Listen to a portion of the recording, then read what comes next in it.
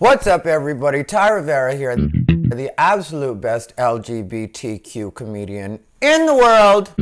Today, I woke up to reading on my news feed that people on Twitter were mad at Sarah Huckabee Sanders. Surprise, surprise, people are always mad at Sarah Huckabee Sanders. But the reason people were mad was because she tweeted, "Is there any tragedy the Washington Post won't exploit to attack President at real Donald Trump?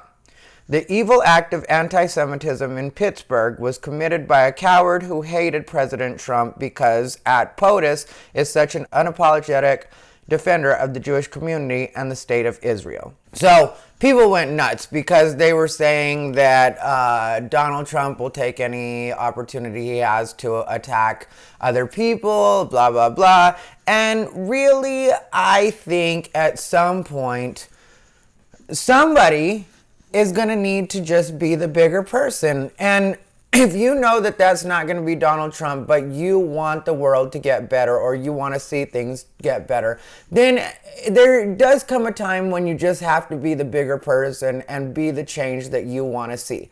Like, I personally don't find a lot of fault in a lot of what the president says, and it's just because I feel like in almost every case, people are looking for an excuse to just go crazy, to just be mad. And it's usually anger that already stems from something else, something that's more personal in their life, and it's just convenient to blame it on the president. And I think sometimes people are valid in their criticisms of the way that he says things, but when it comes down to little things, like in the tweet, Sarah Huckabee Sanders left the H off Pittsburgh. And there were people that were acting like that was some huge disrespect. But I was just thinking, that could have been a simple mistake or just an oversight. And I know that she's supposed to be the press secretary, so she should do better than that. But sometimes you make a mistake, and that's a very human thing. So I'm not going to fault her or think that she was disrespecting Pittsburgh by leaving the H off. Like, what's that even supposed to mean? What would she be trying to imply? Is it a dog whistle that she left the H off Pittsburgh? Is she trying to make more people attack Pittsburgh? Because I don't think anybody's saying that. So forgetting an H is a very human thing, and it's not something, once you start making that part of your argument, then you completely lose me. Because it's like, you don't even have me to begin with because of the fact that we're always supposed to be outraged about everything. And sometimes I think you can look at things and be like, okay, this maybe is what he meant. Like when people were so mad about him in the wake of the Charlottesville Virginia situation and that mess that happened at the protest, and the girl Heather Heyer ended up dying, and which was obviously a tragic thing. But later on, when he said that there were good people on both sides, I didn't think he meant there were good people on both sides, like as far as the white nationalist or Nazi, neo-Nazi types. I think what he was saying was that there were good people on both sides of the argument, which would be true. I know I personally sometimes look at when people are wanting to take down these different statues and monuments, I look at it in a way where I'm like, why can't we leave these up as a reminder of where we've come from as a country? I don't think most people that pay attention to these statues and monuments are thinking like, oh, this means that the country or the state supports these people and hopes that the South will rise again, or whatever it is, the Confederacy. That's not the way I think most people see it. Like for me personally, when I was in 6th grade, I think it was, or the summer before 6th grade, my dad took me and my family, all of us, on a really long vacation all across the country. We went through, I think, 23 states when we were on this, when we were doing this. So 23 states that we went through, and we stopped at pretty much every major monument and then some smaller ones too.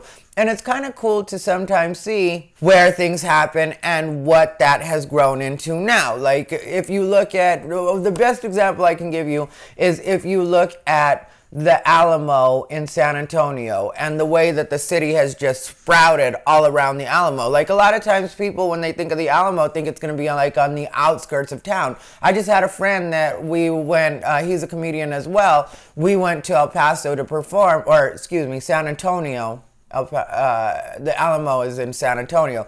So we went to San Antonio to perform, and he was mentioning that. He was like, I didn't know that it was right in the middle of the city like that. And it's like, yeah, that's where the Alamo is. And it's neat to see that part of history there. So when he was talking about there being good people on both sides, I think he meant good people on both sides of the argument, because there are people like me that feel like, no, I don't want these monuments removed, especially if they're in a spot that lets you know exactly where that happened. Because it is kind of cool for me to be in a spot and be like, wow, this used to be a field or whatever it used to be. You know, maybe it was a town square at one point and now it's part of, like, whatever it is.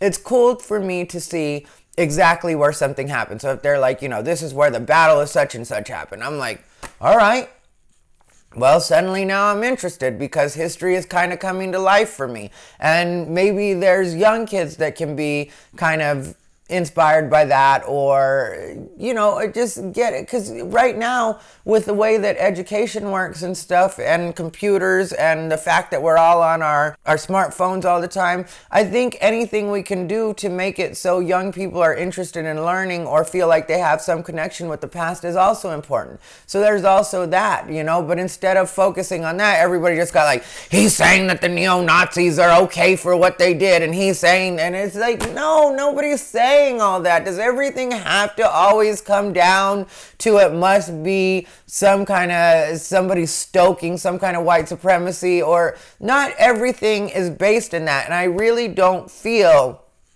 that that's what Donald Trump is about. Even if you don't like him, even if you don't think he's a good person or whatever like that, I don't think that he's constantly trying to stoke some kind of race war or whatever it is people think. I just don't think that. And I look at things from an objective point of view in the way that I want for us to get better as a country, and I want things to get better for people of color. And if you can't tell, I am a person of color, so it wouldn't be in my best interest, as much as people like to tell me that my thinking is against my own best interest. Well, my thinking is more about moving ahead.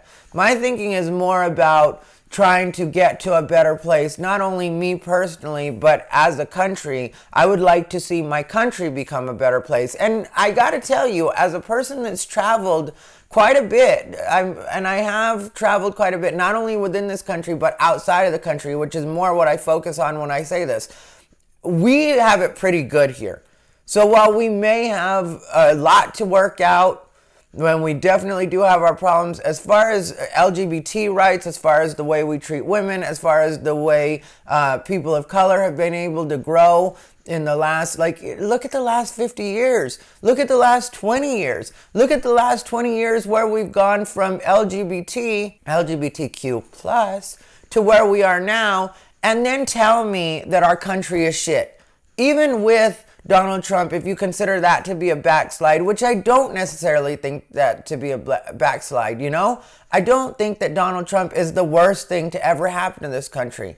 And I think that people that focus on that, like I said in the beginning, have something else underlying that they really would like to express, but instead of being able to say that, it's easier to be like, oh, this is all Donald Trump's fault. Well, you live in that world. But as far as I'm concerned, there was nothing wrong with the tweet Sarah Huckabee Sanders sent out. And I do think that we need to be a little more aware of what we make a big deal. Because if everything's a big deal, then nothing is a big deal. I appreciate you guys watching. Please like, comment, and subscribe. Even if you disagree with me, please comment so I know how it is you're feeling. This is Rivera, the absolute best LGBTQ comedian in the world.